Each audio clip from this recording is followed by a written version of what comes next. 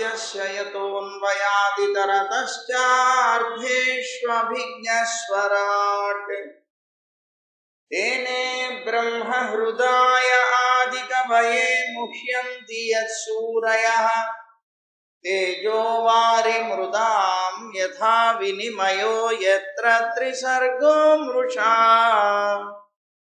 धाम्ना स्वेन सदा निरस्तकुहकं सत्यं परं धीमहि धर्मः प्रोज्झितकैतवोऽत्र परमो निर्मत्सराणां सतां वेद्यं वास्तवमत्र वस्तु शिवदं तापत्रयोन्मूलनम् श्रीमद्भागवते महामुनिकृते किं वा परैरीश्वर सद्यो हृद्यवरुध्यतेऽत्र कृतिभिः शुश्रूषुभिस्तक्षणात् नारायणं नमस्कृत्य नरं चैव नरोत्तमं देवीं सरस्वतीं व्यासं ततो जयमुदीरयेत् यं प्रव्रजन्तमनुपेतमपेतकृत्यं द्वैपायनो विरहकातराजुहाव पुत्रेति तन्मयतया तयतरवोऽभिनेदुः तं सर्वभूतहृदयं मुनिमानतोऽस्मि श्रीमद्भागवतं पुराणतिलकं यद्वैष्णवानां धनं यस्मिन् पारमहंस्यम् एकममलं सत्यं ज्ञानं परं गीयते यत्र ज्ञानविरागभक्तिनैष्कर्म्यमाविष्कृतं निगमकल्पतरोर्गलितं फलं शुकमुखादमृतद्रवसंयुतं पिबत भागवतं रसमालयं मुहुरहो रसिका भुवि भावुका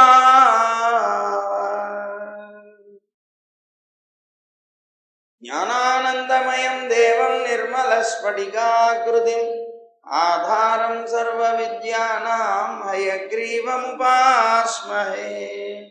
श्रीरङ्गसिंहगिरिदेशिकपादसेवा प्राप्ताखिल द्रविडवेदरहस्य जातं श्रीगौतमान्वयजमाश्रितभागधेयं गोपालदेशिकमहं शरणं प्रपद्ये संसारसागरे मग्नं दीनं मां करुणानिधे कर्ममोहगृहीताङ्गं मामुद्धर भवार्णवात्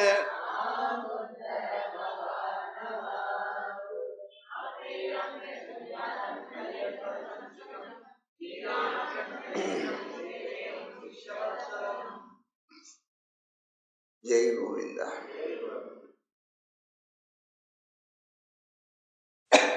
ఉద్ధవుడు శ్రీకృష్ణుణ్ణి అడుగుతున్నారు, దేవా, నీ కీర్తి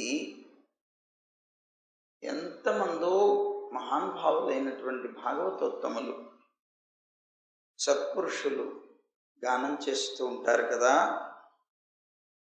మరి నువ్వు ఎలాంటి వారిని సాధువులని అనుకుంటావు? సత్పురుషులు ఆచరించేటువంటి ఏ విధమైనటువంటి దానిని భక్తి అని చెప్తావు? అంటే నీ మీద భక్తిని ఎలా చూపించాలి?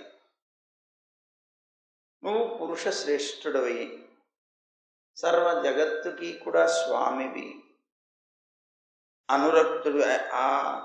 అనురక్తుడైనటువంటి వాడివి. అంటే అనురక్తుడు తాను కాదు, జీవుడు. అనురక్తుడైనటువంటి నువ్వు, స్వామివైనటువంటి నీవు, నీ పైన అనురక్తుడై నిన్ను శరణాగతి చేసినటువంటి నాకు ఈ విధమైనటువంటి ఒక సందేహం ఎప్పటి నుంచో ఉన్నది. సాధువు అనేటువంటి వాడు నీ ఉద్దేశంలో ఎవరు? అతను చూపించేటువంటి భక్తి అనేటువంటిది ఎలాంటిది అనేది తెలుసుకోవాలని నాకు బాగా కోరికగా ఉంది. కనుక ఈ భక్తులు అనేటువంటి వారు అనేక రకాలుగా ఉంటారు కదా. అలా అనేక రకాల వాళ్ళల్లో నువ్వు యథార్థంగా భక్తులు అంటే ఎవరిని అనుకుంటావు? ఆ విషయాన్ని గురించి తెలియచేయవయా అని అడిగారు. అంటే అప్పుడు కృష్ణ పరమాత్మ చెప్తున్నారు, ఉద్ధవ, నా భక్తుడు అనేటువంటి వాడు ప్రధానంగా కృపామూర్తి అయి ఉంటాడు. అంటే చాలా దయ కలిగినటువంటి వాడై ఉంటాడు. అతను ఏ ప్రాణి మీద కూడాను విరోధాన్ని చూపించడు.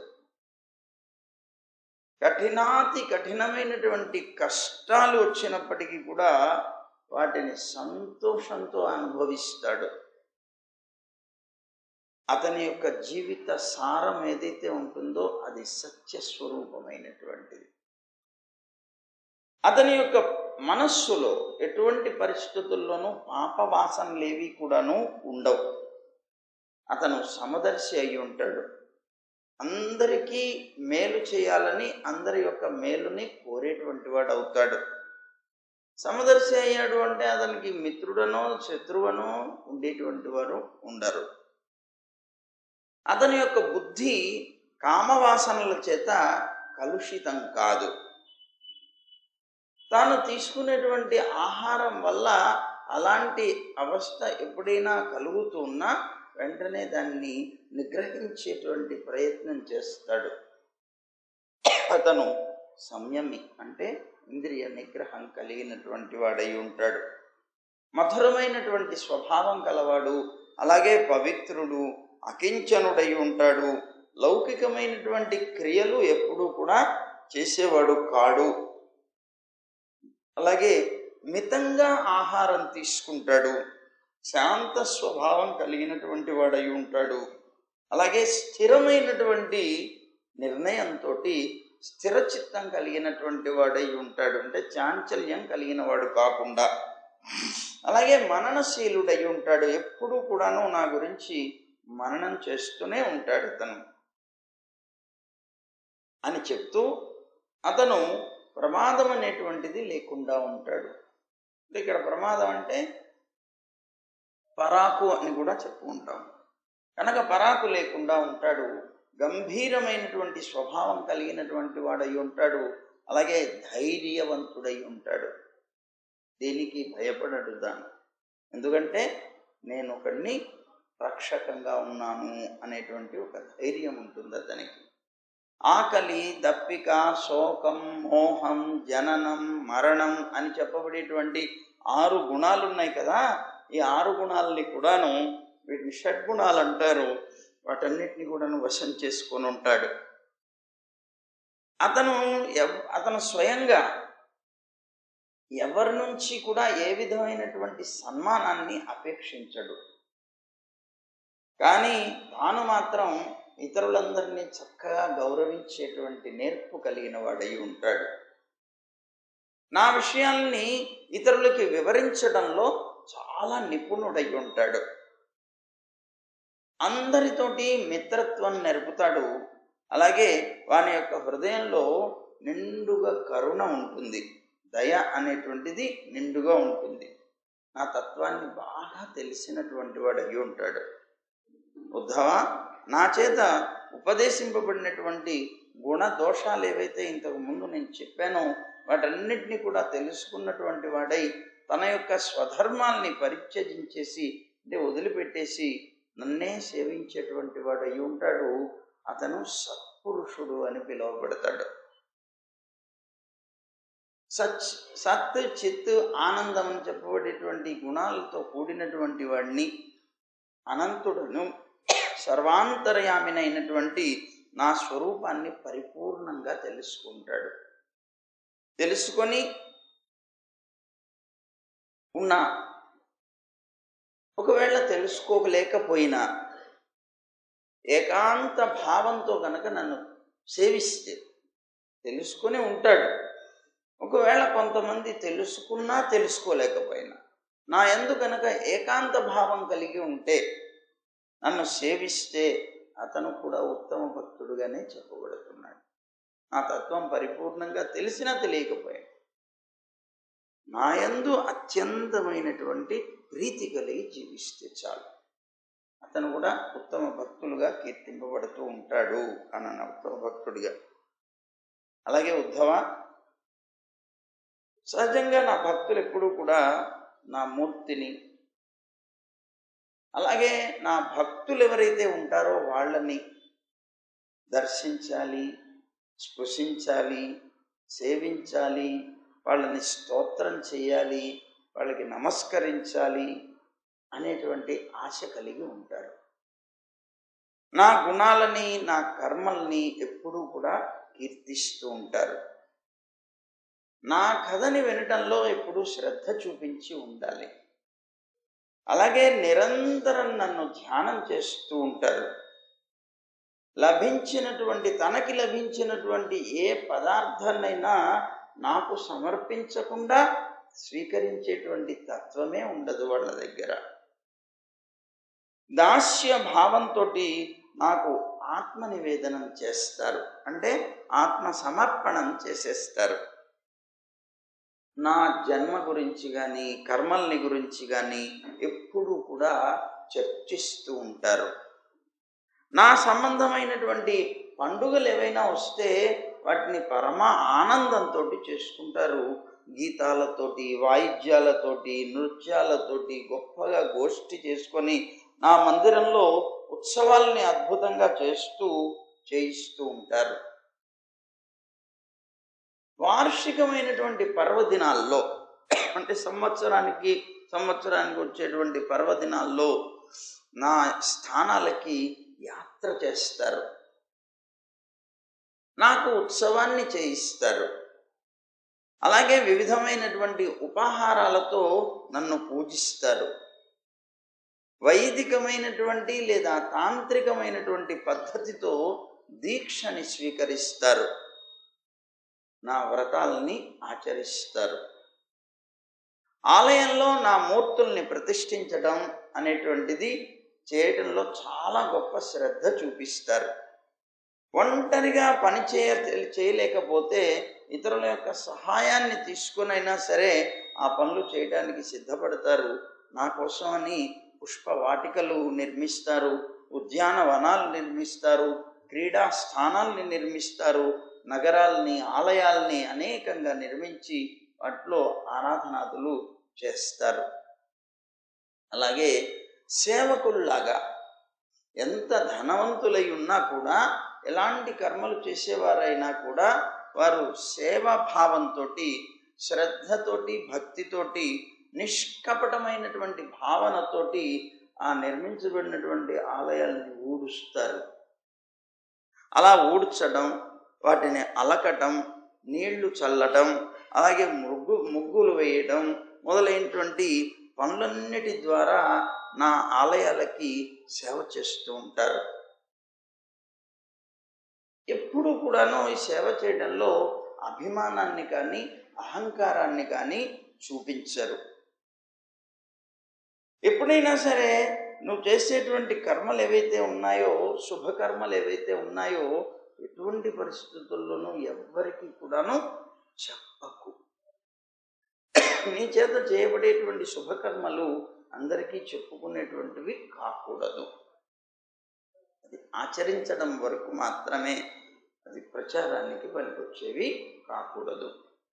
అలాగే నీకు వచ్చేటువంటి ఆ అనుభవాలు, భగవద్ అనుభవాలు ఎటువంటి పరిస్థితుల్లో ఇతరులైనటువంటి వారితో, తద్భిన్నమైనటువంటి జీవనం గడిపేటువంటి వారితో ప్రధానంగా పంచుకోకూడదు. అలాగే నాకు సమర్పించేటువంటి దీపం మొదలైనటువంటివి ఉంటాయి, ఆ దీపపు కాంతిలో నీ పనిని నెరవేర్చుకోకూడదు.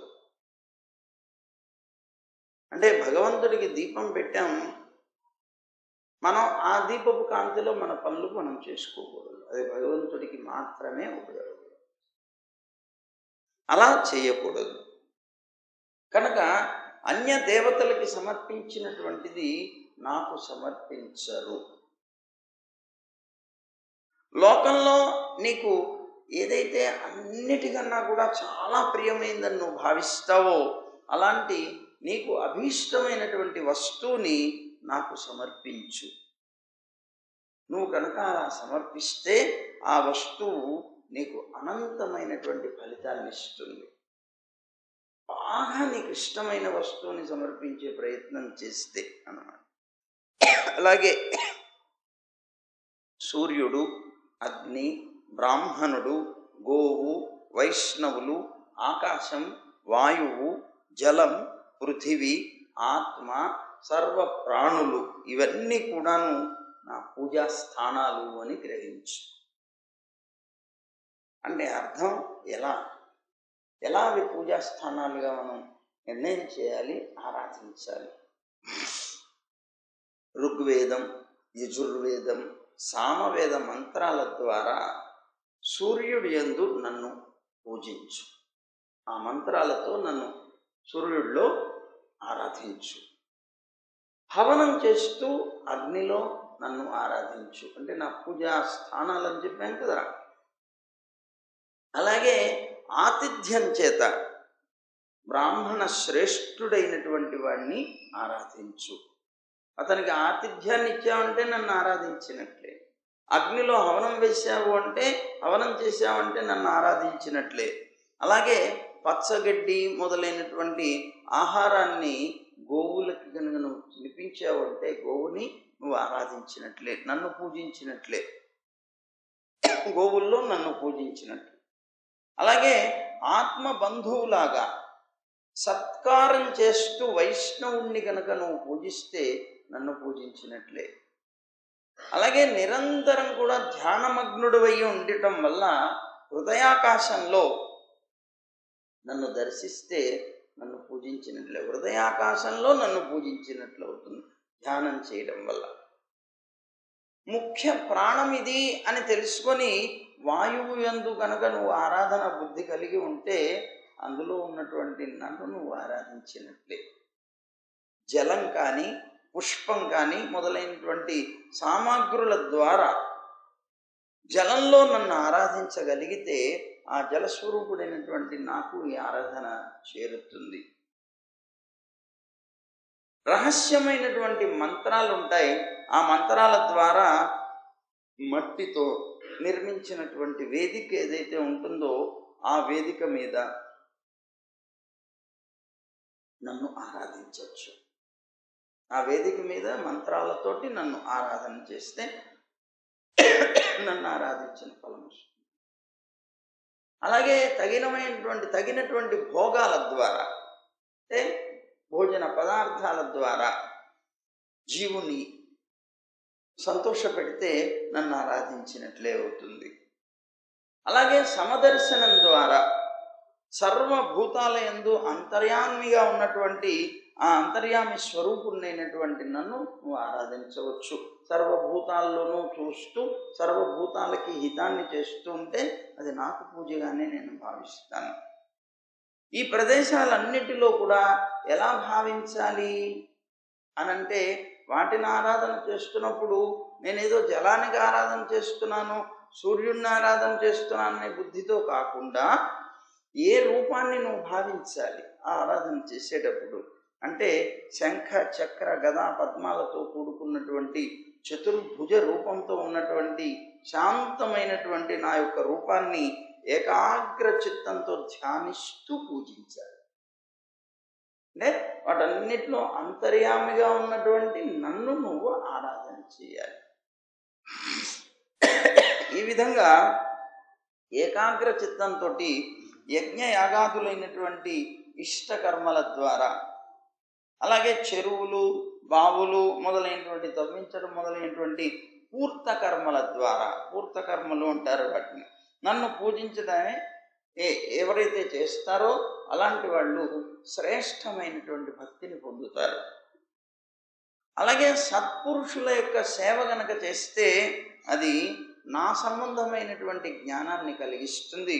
వాళ్ళు సత్పురుష సేవ చేయడం వల్ల నా సంబంధమైనటువంటి జ్ఞానం కలిగితే తద్వారా అతను మోక్షం పొందడానికి అవకాశం కలుగుతుంది.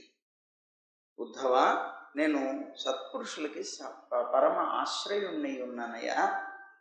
అందువల్ల సత్సంగం వల్ల కలిగినటువంటి భక్తి యోగం తప్ప మరి ఏ ఉపాయము కూడా మానవుణ్ణి సంసారం నుంచి తరింప చేయలేదు అని అన్నాడు. సత్సంగం చాలా గొప్పది అని అన్నాడు. ఇందాక మనం ఇంత పొద్దునప్పుడు అనుకున్నట్టున్నాం, సత్సంగం అంటే సత్పురుషుల సంఘం. సత్పురుషుడు ఎప్పుడవుతాడు? తను సత్సంబంధం కలిగినప్పుడు. సత్ అంటే పరమాత్మ, అంటే ఆ పరమాత్మతో సంబంధం కలిగినటువంటి భాగవతోత్తములు ఎవరైతే ఉంటారో వారు సత్పురుషులు. వారితో సంబంధం కలిగినటువంటి వాడు పరమాత్మతో సంబంధం కలిగినటువంటి వాడు అవుతాడు కనుక అప్పుడు వారితో సంబంధం సత్సంగం అవుతుంది. అలాంటి సత్సంగం అనేటువంటిది పొందాలి అని అంటున్నారు ఉద్ధవ. ఇక సత్సంగాన్ని గురించి చెప్తున్నారు, దాని మహిమ ఎంత గొప్పది, అలా ఎవరు పొందారు అనేటువంటి విషయాన్ని వర్ణిస్తున్నారు ఉద్ధవ. సత్సంగం అనేటువంటిది లోకంలోని అన్ని విధాలైనటువంటి ఆసక్తుల్ని నాశనం చేస్తుంది. ఇది నన్ను వశం చేసుకునేట్లుగా లోకంలో యోగం కానీ, సాంఖ్యం కానీ, అహింస మొదలైనటువంటి సాధారణమైనటువంటి ధర్మానుష్ఠానాలు కానీ, లేదా స్వాధ్యాయం అంటే వేదాధ్యయనం కానీ, తపస్సు కానీ, సన్యాసం కానీ, యాగాది ఇష్టకర్మలు కానీ, కూపం అంటే బావి లేకపోతే చెరువు మొదలైనటువంటివి తవ్వించేటువంటి మన పూర్త కర్మలు కానీ, అలాగే దక్షిణలు ఇవ్వడం కానీ, వ్రతాలు చేయడం కానీ, దేవతల యొక్క పూజ కానీ, రహస్యమైనటువంటి మంత్రాలని పొంది వాటిని అనుష్ఠించడం కానీ, తీర్థాలు, యమనియమాలు ఇవేవి కూడా వశం చేసుకోలేవు. సత్సంగం వల్ల నేను వశమైనట్లుగా వేటికి వశం కాను అని అన్నాడు. ప్రతి యుగంలో కూడా సత్సంగ ప్రభావం చేత రజోగుణ తమోగుణాలతో కూడుకున్నటువంటి దైత్యులు, రాక్షసులు, అలాగే పక్షులు, మృగాలు, గంధర్వులు, అప్సరసలు, నాగులు, సిద్ధులు, చారణులు, గుహ్యకులు, విద్యాధరులు, మనుష్యుల్లో వైశ్యులు, అలాగే చతుర్థవర్ణం వారు, స్త్రీలు, అంత్యజులు, అలాగే వృత్రాసురుడు, ప్రహ్లాదుడు, వృషపర్వుడు, బలి, బాణుడు, మయుడు, విభీషణుడు, సుగ్రీవుడు, హనుమంతుడు, జాంబవంతుడు, గజేంద్రుడు, జటాయువు, తులాధారుడు, తులాధారుడైనటువంటి వణిజుడు, అలాగే ధర్మవ్యాధుడు, కుబ్జ, వ్రజ గోపికలు, అలాగే యజ్ఞానుష్ఠానపరులైనటువంటి బ్రాహ్మణుల యొక్క భార్యలంటే యజ్ఞ పత్నులు, వీరందరూ కూడా మోక్షం పొందారు. ఎందువల్ల? నా సంబంధం కలిగి సత్సంగం వల్ల. వీళ్ళు నా చేత చంపబడని, నన్ను ఆరాధించని, ఎలాగైనా కావచ్చు, నాతో సంబంధం అంటూ ఏర్పడింది కనుక నా సంఘం వల్ల వాళ్ళందరూ మోక్షం పొందారు. ఇంకొక విచిత్రం ఏంటంటే, వారు వేదాధ్యయనాన్ని చేసిన వారు కాకపోవచ్చు, మహాపురుషుల యొక్క సేవని చేసిన వారు కాకపోవచ్చు, వ్రతం కానీ, తపస్సు కానీ, అనుష్ఠానాలు కానీ ఇవేమీ చేసిన వారు కాకపోవచ్చు, కానీ ఒక్క సత్సంగం చేత మాత్రమే వారందరూ తరించారు. ఇప్పుడు ఇక్కడ ఇందులో ఉన్నటువంటి వాళ్ళందరూ కూడా పూర్తిగా అలాంటి వాళ్ళు లేరు కదా అని చెప్తూ, బుద్ధి తగ్గింది అని చెప్తూ గోపికలు ఉన్నారు, వాళ్ళ గురించి చెప్తున్నాడు ప్రత్యేకంగా. గోపికలు, అలాగే వ్రజపురంలో ఉన్నటువంటి గోవులు, యమళార్జునాది వృక్షాలు, మృగాలు, అలాగే కాళీయుడు మొదలైనటువంటి నాగులు, బృందావనంలో ఉన్నటువంటి తరువులు అంటే చెట్లు, లతలు మొదలైనటువంటివి, పొదలు మొదలైనటువంటివి, అలాగే ఇతరమైనటువంటి మూర్ఖ చిత్త పదార్థాలు ఏవైతే ఉన్నాయో ఇవన్నీ కూడా కేవలం సత్సంగం వల్ల లభించినటువంటి అనన్య భావం చేతనే నన్ను పొందేయి అన్నాడు. రేపల్లెలో ఉన్నటువంటి గడ్డిపోచతో సహా నా సంబంధం కలగటం వల్ల మోక్షం పొందేది. వాడికి ఏమీ లేదు, వాడికి వ్రతాలు లేవు, అనుష్ఠానాలు లేవు, ఏమీ లేవు. మరి యజ్ఞపత్నులకు ఏమున్నాయి? కుబ్జకేమున్నది? గోపికలకేమున్నాయి? గోప బాలురికేమున్నాయి? కానీ వాళ్ళందరూ మోక్షం పొందారు. ఎలా? నా సంబంధం చేత, నా సంఘం, సత్సంగం చేత పొందారు అని చెప్తున్నాడు.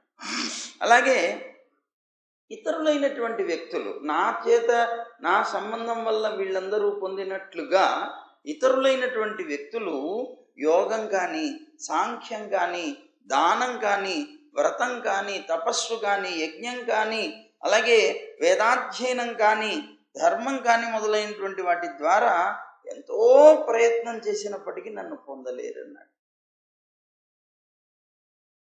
అలాగే అక్రూరుడు బలరాముడితో పాటుగా నన్ను మధురకి తీసుకుని వెళ్ళాడు. ఆ వెళ్ళినప్పుడు గోపికల యొక్క హృదయం గాఢమైనటువంటి ప్రేమతో నా మీద ఆసక్తమై ఉన్నది.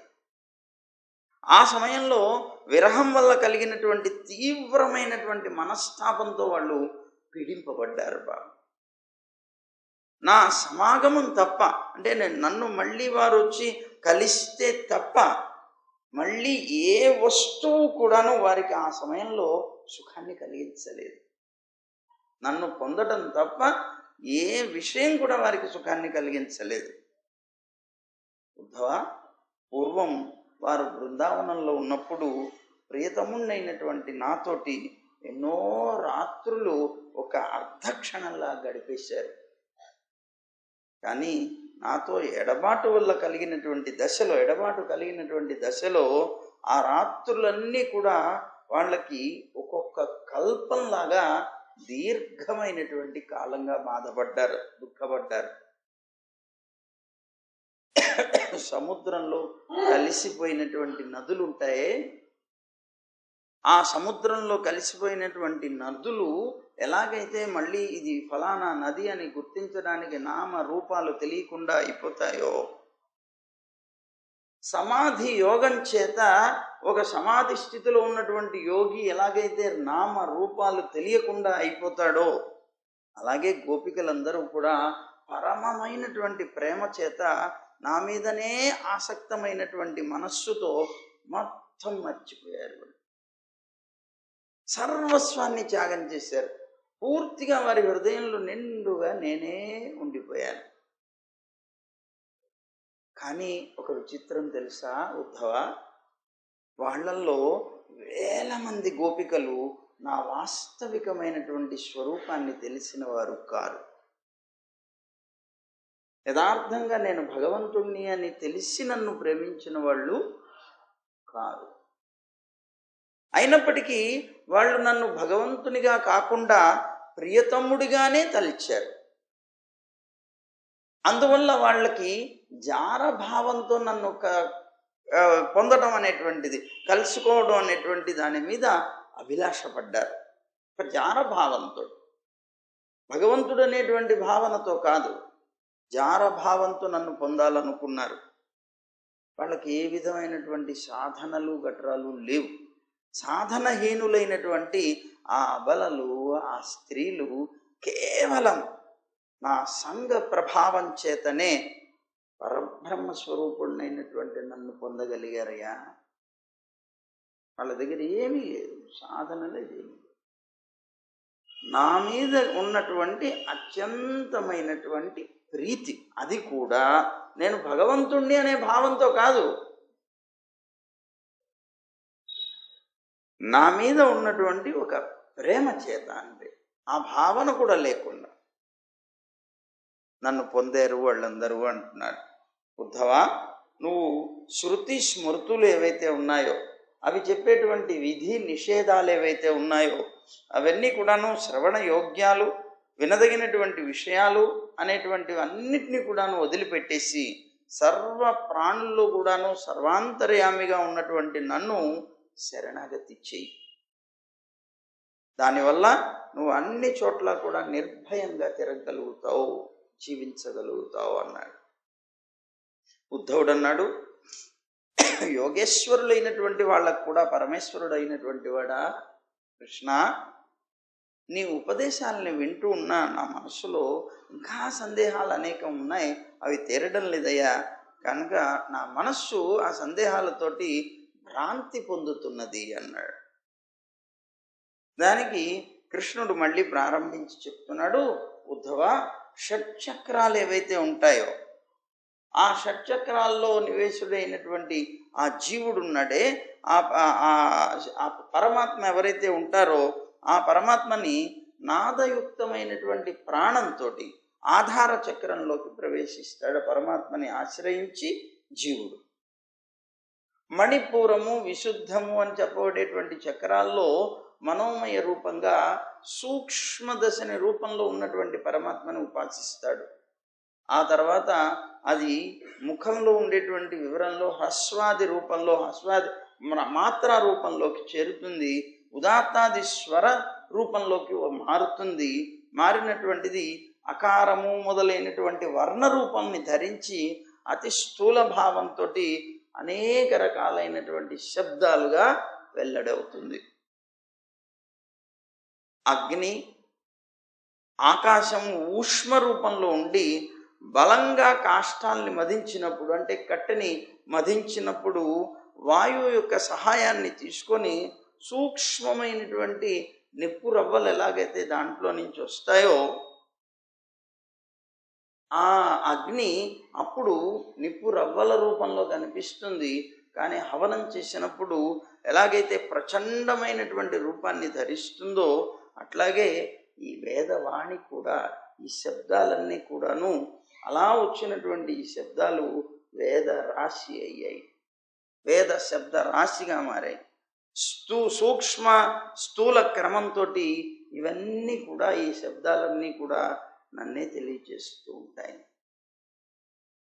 అలాగే వాక్కు, కర్మ, గతి, మలమూత్రాది విసర్జనం అంటే ఘ్రాణం అంటే వాసన చూడడం, రసగ్రహణం నాలుకతోటి రసాన్ని చూడడం, అలాగే దర్శనం, స్పర్శనం, శ్రవణం, సంకల్పం, విజ్ఞానం, అభిమానం, ప్రకృతి యొక్క వ్యాపారం, సత్వ రజస్తమో గుణాల యొక్క వికారం వల్ల కలిగినటువంటి ఆదిదైవ ప్రభు, ఆదిదైవం, ఆది భూతం అని చెప్పబడేటువంటి మూడు తాపాలు ఏవైతే ఉన్నాయో ఇవన్నీ కూడాను నా నుంచి పుట్టినవే. నా స్వరూపంగానే నువ్వు భావించు. బీజం ఉంటుంది, ఒక విత్తనం, అది భూమిలో నాటబడినటువంటి ఆ బీజం నానా రూపాలుగా బయటకు వస్తుంది. అంటే మళ్ళీ అనేకమైనటువంటి బీజాలతో ఎట్లాగైతే వస్తుందో, అలాగే త్రిగుణాలకి ఆశ్రయుడైనటువంటి వాడు, సనాతనుడు, లోకకారణుడైనటువంటి ఆ పరమాత్మ కూడా మొట్టమొదట బీజంలాగా, భూమిలో నాటబడి ఉన్నటువంటి బీజంలాగా అవ్యక్తుడుగానే ఉంటాడు, కనిపించని వాడిలాగానే ఉంటాడు, వ్యక్తం కాకుండా. కానీ ఏకస్వరూపుడుగానే ఉంటాడు. అలా ఉన్నటువంటి తాను సమయం వచ్చినప్పుడు, ఎలాగైతే నాటబడినటువంటి బీజం సమయం వచ్చినప్పుడు దాన్ని మళ్ళీ అది ఉద్భవిస్తుందో, పైకి మొలుస్తుందో, అలాగే సమయం వచ్చినప్పుడు వాగింద్రియాది శక్తి వికార క్రమంతో బహురూపాలుగా పరమాత్మ వస్తాడు. ఇప్పుడు నేను పైన చెప్పాను చూసాం, ఇవన్నీ నా స్వరూపాలని, ఇన్ని రూపాలతోటి పరమాత్మే ఉద్భవిస్తాడు. అవ్యక్తుడై ఉన్నటువంటి పరమాత్మ వ్యక్త రూపంలో ఇలా నానా రూపాలుగా ఆవిర్భవిస్తాడు అని చెప్పాడు. ఈ జగత్తంతా కూడా ఎలా ఉంది అంటే ఒక తంతువులాగా ఉంది, ఒక వస్త్రం, ఒక వస్త్రం లాగా ఉంది. అంటే వస్త్రం అంటే ఏంటి? ఇప్పుడు ఈ వస్త్రం ఉన్నది, వస్త్రానికి రెండు ఉంటాయి. ఏమంటారు? ఓతం, ప్రోతం అంటారు. ఓత ప్రోతాలు అంటారు. ఓత ప్రోతాలు అంటే ఏంటి? అడ్డంగా పెట్టే దారం, నిలువుగా పెట్టే దారం, ఇలా పెట్టి వస్త్రాన్ని పడుకుతారు కదా. అలాగే ఈ జగత్తంతా కూడా ఓతప్రోత రూపంలో వస్త్రంలాగా నేయబడి ఉన్నది. అనాది అయినటువంటిది, ప్రవృత్తిశీలమైనటువంటి సంసారం అనేటువంటి ఈ వృక్షం ఏదైతే ఉన్నదో దానికి భోగమూర్తి అయినటువంటి భోగ రూపంలో ఉండేటువంటి భోగముక్తి, భోగము ముక్తి అనేటువంటి రెండు వచ్చినాయిట. ఏమిటవి? ఫలము, పుష్పము. పుష్ప ఫల రూపంలో ప్రసరిస్తూ ఉంటాయి అన్నాడు. అంటే ఏమిటి? ఇందులో సంసారం అనేటువంటిది ఒక వృక్షం. ఆ వృక్షానికి రెండు బీజాలు ఉన్నాయి. ఆ రెండు బీజాలు ఏమిటి? పాపం, పుణ్యం. ఈ వృక్షానికి మూలం ఏమిటి అని అంటే అపరిమితమైనటువంటి వాసన రాశి. అపరిమితమైనటువంటి వాసన రాశి దీనికి మూలం. అలాగే దీనికి కాండం ఉన్నదే. ఈ కాండం ఏమిటి అంటే సత్వ రజస్తమో గుణత్రయం. అలాగే పంచభూతాలు ఉన్నాయి. ఇవి ఈ వృక్షానికి ఉన్నటువంటి స్కందాలు, అంటే పెద్ద పెద్ద కొమ్మలు, శాఖలు. అదే పెద్ద పెద్ద ఇవన్నమాట కొమ్మలు. వాటికి ఉండేటువంటి మళ్ళీ కొమ్మలు ఉన్నాయే, ఈ కొమ్మలన్నీ కూడాను ఏమిటి? 11 ఇంద్రియాలు. 11 ఇంద్రియాలు వాటి శాఖలై ఉన్నాయి. అలాగే శబ్ద, స్పర్శ, రూప, రస, గంధాదులని చెప్పబడేటువంటి ఇవి ఏవైతే ఉన్నాయో ఇవి పంచక రసము అని అంటారు ఈ వృక్షానికి. ఈ 5 కూడా, ఈ పంచకం అంటే ఈ శబ్ద, స్పర్శ, రూప, రస, గంధాలు, ఇవన్నీ కూడా ఆ వృక్షానికి ఉండే రసం అయి ఉన్నాయి. అలాగే ఈ వృక్షంలో వాతం, పిత్తం, శ్లేష్మం అనేటువంటి 3 విధాలైనటువంటి వల్కలం ఉన్నది. అంటే చర్మం 3 పొరలతో అన్నమాట. వాత, పిత్త, శ్లేష్మములని చెప్పబడేటువంటివి. అలాగే దీనికి 2 ఫలాలు ఉన్నాయి. సుఖం, దుఃఖం అని చెప్పబడేటువంటి 2 ఫలాలు. అలాగే దీని మీద 2 పక్షులు ఉన్నాయి. ఆ 2 పక్షులు జీవుడు, పరమాత్మ. ఈ 2 కూడాను గూడు కట్టుకొని నివసిస్తున్నాయి. ఈ విశాలమైనటువంటి ఈ వృక్షం సూర్యమండలం వరకు వ్యాపించి ఉన్నది. సూర్యమండలం వరకు. అయితే మనకి భగవద్గీతలో చెప్పినప్పుడు ఏమని చెప్పారు? ఈ అశ్వత్థ వృక్షం తల్లకిందులుగా పెరుగుతుంది అన్నమాట. మూలం పైనుంది, కిందకి శాఖలు ఉన్నాయి. అంటే మూలం పైన ఉండడం ఏమిటి అంటే మనకు సంబంధించినటువంటి ప్రాచీన కర్మ ఏదైతే ఉందో ఆ కర్మ వల్ల అదే చెప్పుకున్నాం కదా మూలం అని. అది ఆ మూలం అంతా తెలిసినటువంటిదంతా అక్కడే ఉన్నది. పరమాత్మ అదే తెలిసి ఈ సంసారానికి అంతటికి మూలం ఆయనే అవుతాడు కనుక ఆయన నుంచి వచ్చేటువంటిది కనుక అక్కడి నుంచే ప్రారంభమైంది. అది మూలం. శాఖలన్నీ ఇక్కడ ఉన్నాయి. అంటే ఈ ఉన్నటువంటి లోకం అంతా కూడా, ఈ సంసారం అంతా కూడా మనకి శాఖా రూపంలోనే. ఇవన్నీ మరి ఈ గుణాలన్నీ శాఖ రూపంలోనే ఉన్నాయి కదా. అవన్నీ ఎక్కడున్నాయి? ఈ లోకంలోనే ఉన్నాయి, అక్కడ లేవు. అది చెప్తున్నారు అని భగవద్గీతలో వారు అనుగ్రహిస్తారు. అలాగే దీని మీద ఒక గృధ్రం ఉన్నది. అంటే ఒక గద్ద అనుకోండి.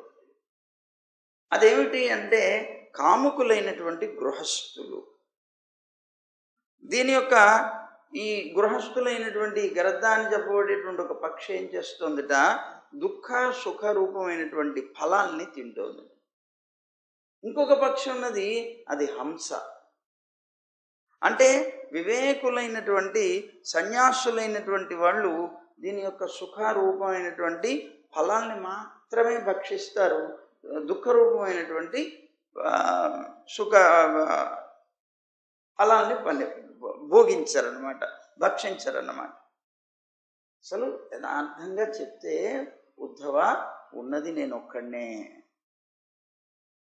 నా మాయాశక్తి ప్రభావం చేతనే నేనే అనేక రూపాలుగా కనిపిస్తున్నాను. ఈ విషయం పూజనీయులైనటువంటి గురువుల ద్వారా ఎవరైతే తెలుసుకోగలుగుతాడో వాడు వేదాల్లో ఉండేటువంటి యథార్థమైనటువంటి తత్వాన్ని తెలుసుకున్నటువంటి జ్ఞాని అవుతాడు అన్నారు.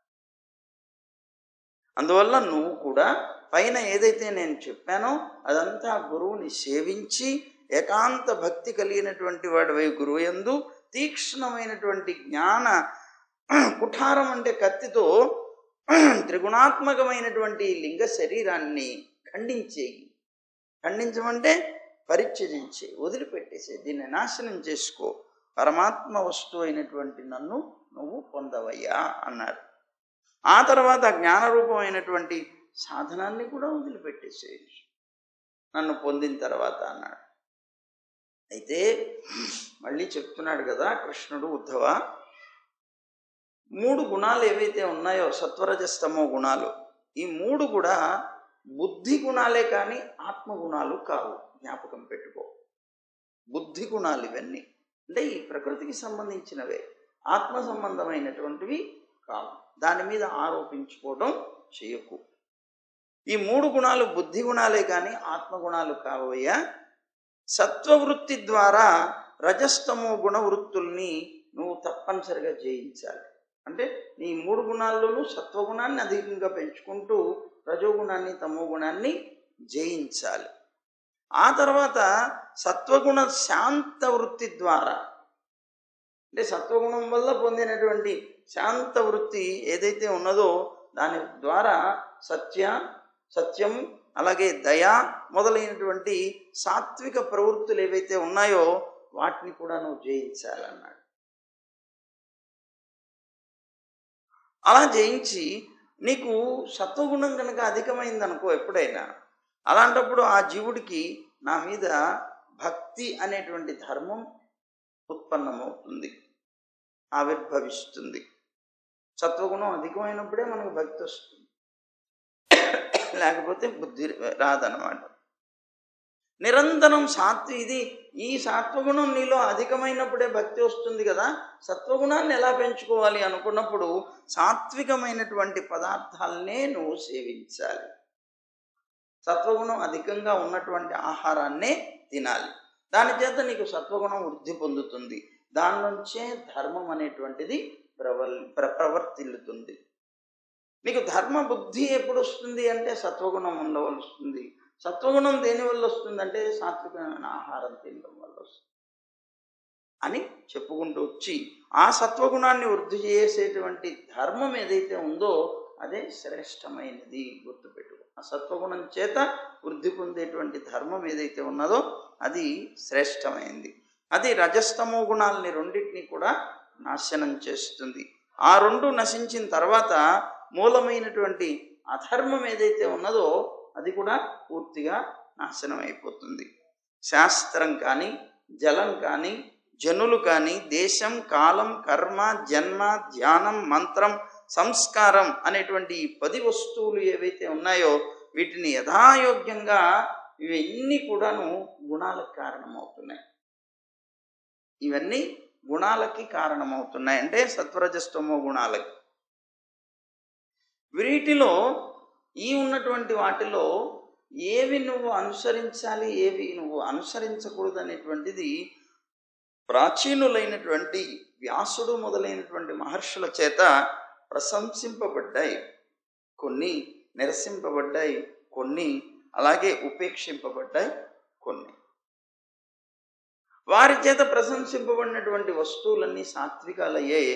అలాగే వారి చేత నిందింపబడినటువంటి వస్తువులు తామసికాలయ్యాయి. వారి చేత ఉపేక్షింపబడినటువంటివి రాజసికములు అయ్యాయి. అంటే శాస్త్రంలో ఉన్నాయి ఏ ఏ వస్తువులను స్వీకరించాలి, ఏవి స్వీకరించకూడదు అని. ఇవి మంచివి అని వారి చేత ప్రశంసింపబడినవన్నీ సాత్వికాలని గుర్తుపెట్టుకోండి అని అంటారు.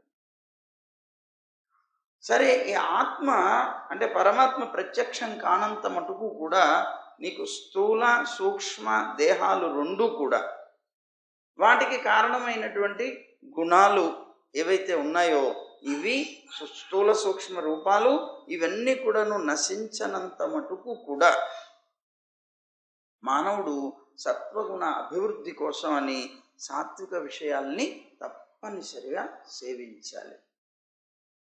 ఇవి నశించేంత మటుకు సేవించాలి. ఎప్పటిదాకా నేను ఈ సాత్విక స్థితిలో నేను ఉండాలి అంటే స్థూల సూక్ష్మ శరీరాలు నశించిపోవాలి. అలాగే దానికి సంబంధమైనటువంటి సత్వ రజస్తమో గుణాలు ఏవైతే ఉన్నాయో గుణాలని నశింపజేసుకోవాలి. నశింపజేసుకోవడం కోసం నువ్వు చేయవలసింది సాత్వికమైనటువంటి వృత్తి అని అంటున్నారు. సత్వగుణ అభివృద్ధి కోసం సాత్వికమైనటువంటి ఆహారాన్ని సేవించాలి. అలాగే సత్వగుణ అభివృద్ధి వలన ఎప్పుడైనా సరే ధర్మం అనేటువంటిది వృద్ధి పొందుతుంది. ధర్మం ఎవరి దగ్గర ఉంటుంది? సత్వగుణం అధికంగా ఉన్న వాళ్ళ దగ్గరే ధర్మం ఉంటుంది. కనుక సత్వగుణ అభివృద్ధి వలన ధర్మం అనేటువంటిది వృద్ధి పొందుతుంది. ధర్మం కనుక వృద్ధి పొందింది అంటే పరమాత్మ విషయకమైనటువంటి జ్ఞానం వృద్ధి పొందుతుంది. అప్పుడు ఏమవుతుంది? ఇప్పుడు ఈ వెదురు పొదలు ఉంటాయి, ఆ వెదురు చెట్లు ఏవైతే ఉంటాయో అవి గాలికి రాసుకొని దానివల్ల అగ్ని పుడుతుంది. అగ్ని పుట్టి ఏం చేస్తుంది? ఆ వనంలో తనకు ఆశ్రయమైనటువంటి వనాన్నంతటినీ అది దహనం చేస్తుంది. వనంలో పెరుగుతున్నటువంటి ఈ వేణువు అంటే వెదురు కర్ర రాసుకొని దాని నుంచి పుట్టినటువంటి అగ్నితోటి తనకి ఆశ్రయభూతమైనటువంటి వనాన్నంతటినీ కూడా దహింపచేసి శాంతి పొందినట్లుగా క్రియాశీలం కానీ గుణ వైషమ్యం వల్ల కానీ శరీరం కూడా తన యొక్క స్వభావం వల్ల కలిగినటువంటి జ్ఞానం ద్వారా ఇవన్నీ ఉంటాయి వీళ్ళు, కానీ తన యొక్క స్వభావం ఒకటి ఉంటుంది. ఆ స్వభావం అని చెప్పబడేటువంటిది ఏదైతే అంటే స్వభావం అంటే ఇక్కడ పూర్వకర్మ విశేషమైనటువంటి పుణ్యం కావచ్చు, వాటి వల్ల అదే స్వభావంగా మారుతుంది. ఇక్కడ ఆ స్వభావం వల్ల వచ్చినటువంటి జ్ఞానం ఏదైతే ఉంటుందో ఆ జ్ఞానం ద్వారా తనకు ఆశ్రయభూతమైనటువంటి గుణాలని అది నాశనం చేస్తుంది.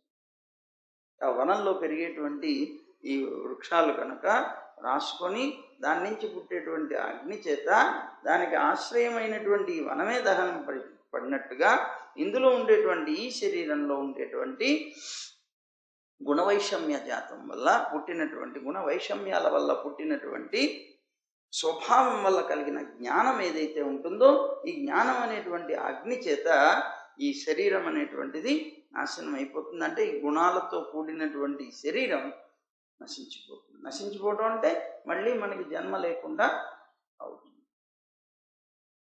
ఉద్ధవుడు అంటున్నాడు అప్పుడు, కృష్ణ, మానవులందరూ కూడాను నేను గమనిస్తున్నాను తరచుగా విషయాల్లోనే పడుతుంటారు అని. వాళ్ళు ఏం బుద్ధి లేని వాళ్ళు కాదు, బుద్ధి ఉన్నవాళ్లే. అయినప్పటికీ కూడా ఇవన్నీ ఆపదలకి కారణం అవుతాయని తెలిసి కూడా ఒక కుక్క, ఒక గాడిద, ఒక మేక మొదలైనటువంటి జంతువులు ఉంటాయే వాటిలాగా దుఃఖాన్ని సహిస్తూ కూడా మళ్ళీ ఆ విషయాలనే అనుభవించాలని ఎందుకయ్యా వెంబడపడతారు అలాగా? దీనికి కారణం ఏమిటి అని అడిగాడు. అడిగితే అప్పుడు అంటున్నారు కదా కృష్ణుడు, ఉద్ధవ, వివేకహీనుడైనటువంటి పురుషుడు వివేకం లేకపోవడం వల్ల మొట్టమొదట తన యొక్క మనస్సులో దేహమే ఆత్మ అనేటువంటి ఒక భ్రాంతితో మిథ్యా జ్ఞానంతో జీవనం సాగిస్తాడు. దానివల్ల దుఃఖాత్మకమైనటువంటి రజోగుణాన్ని బాగా పెంచుకుంటాడు. ఇది యథార్థంగా మనస్సు అనేటువంటిది సత్వగుణ ప్రధానంగా ఉండేటువంటిది. ఇతనికి ఎప్పుడైతే ఈ విధమైనటువంటి భ్రమాజ్ఞానం కలిగిందో దానివల్ల రజోగుణం పెరుగుతుంది. ఆ రజోగుణం ఈ మనస్సుని ఆక్రమిస్తుంది. ఆ తర్వాత రజోగుణయుక్తమైనటువంటి ఈ మనస్సులో ఎప్పుడైతే రజోగుణం ఆక్రమించిందో ఈ మనస్సులో అప్పుడు సంకల్పాలు వికల్పాలు అనేటువంటివి బయలుదేరుతాయి. ఎప్పుడైతే ఈ సంకల్పాలు వికల్పాలు బయలుదేరారో దానివల్ల ఇతను దుర్మతి అవుతున్నాడు గనక ఈ దుర్మతి అయినటువంటి పురుషుడు విషయాన్ని గురించి ఆలోచించడం ప్రారంభిస్తాడు. సంకల్పం వచ్చినప్పుడే విషయం, సంకల్పం లేకపోతే విషయం ఎక్కడి నుంచి? కనుక అప్పటి నుంచి ఆరంభిస్తాడు. దాని చేత అప్పుడు సహించలేని విషయ వాసనలు అతనికి పుడతాయి. సహించడానికి వీలు కాని, సహించలేని అలాంటి విషయ వాసనలు ఇతనిలో పుడతాయి, భయంకరమైనవి అన్నమాట. ఆ తర్వాత ఇతనేమవుతాడు? ఈ విషయ కామ పరవశుడైపోతాడు. విషయాల యొక్క కోరికలతోటి తను పూర్తిగా లొంగిపోయి ఉంటాడు. ఆ తర్వాత రజోగుణం ఏదైతే ఉందో దీనివల్లనే ఇవన్నీ వస్తున్నాయి కనుక ఆ రజోగుణం చేత పూర్తిగా మోహితుడైపోతాడు. దానివల్ల ఇంద్రియాలన్నింటినీ జయించలేని వాడవుతాడు. అలాంటి పురుషుడు తను చేసేటువంటి కర్మల వల్ల కలిగేటువంటి ఫలాన్ని పొందేటప్పుడు అది దుఃఖమే అవుతుంది. వాటి వల్ల వచ్చే ఫలం ఏముంటుంది? దుఃఖమే. ఆ దుఃఖమే అని తెలుసుకుంటాడు. దానికి ముందే తెలిసినప్పటికీ కూడా మళ్ళీ దాన్నే ఆచరిస్తూ ఉంటాడు.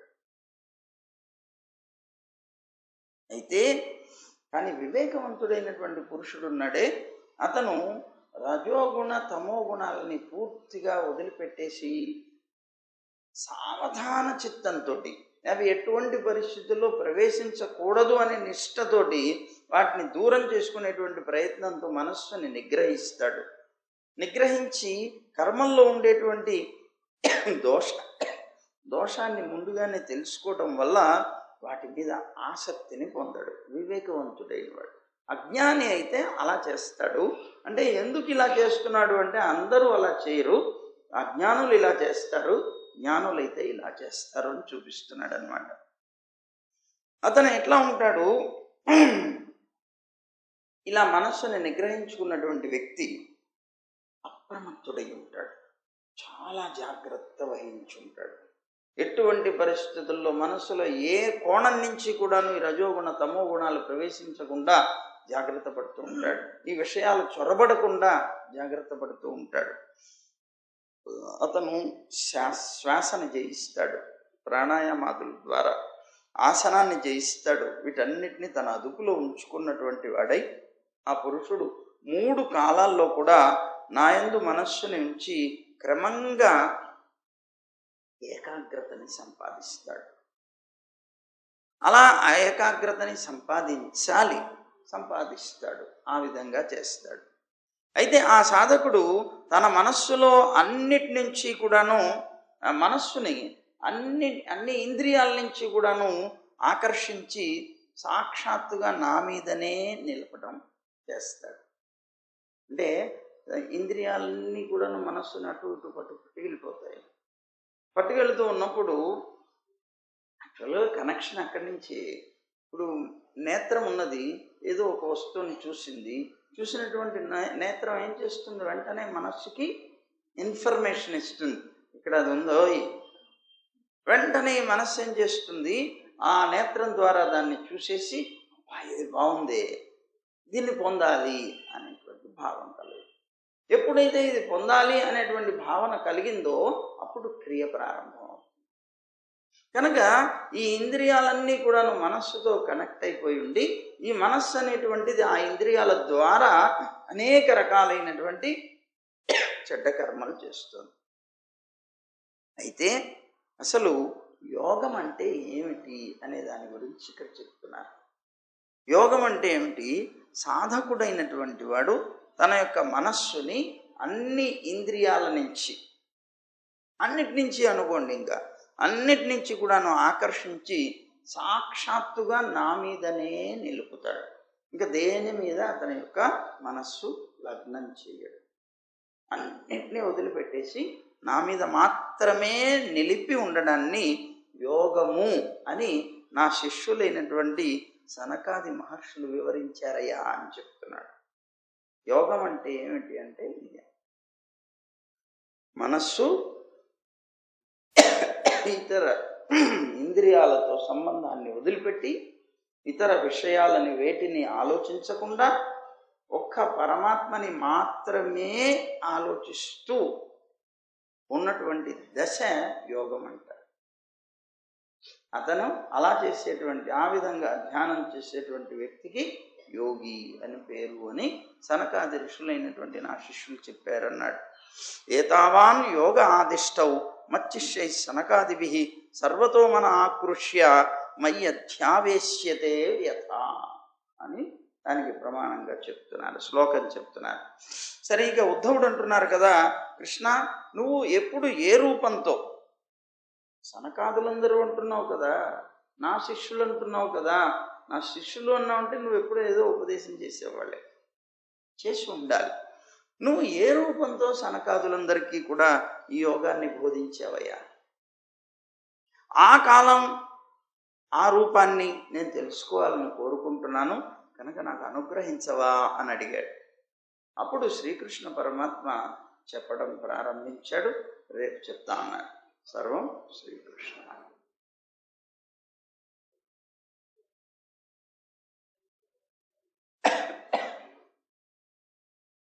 గోవింద జయ జయ గోపాల జయ జయ,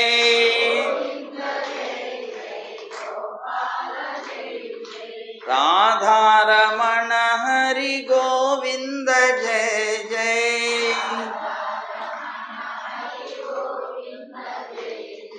గోవింద జయ జయ గోపాల జయ జయ,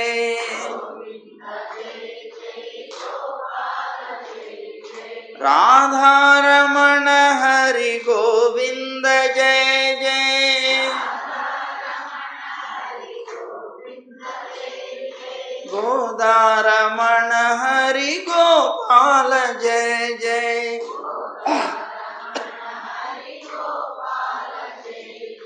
గోవింద గోవింద గోవింద జయ జయ,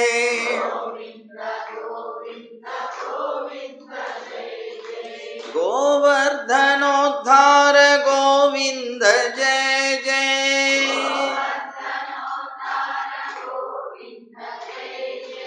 గోపీ మనోహర ముకుంద జయ జయ,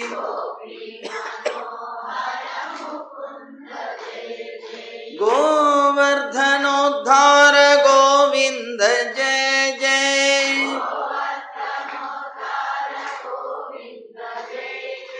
గోపీ మనోహర ముకుంద జయ జయ,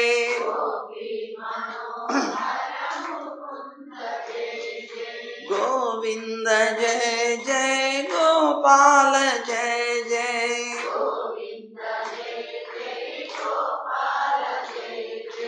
గోవింద జయ జయ గోపాల జయ జయ.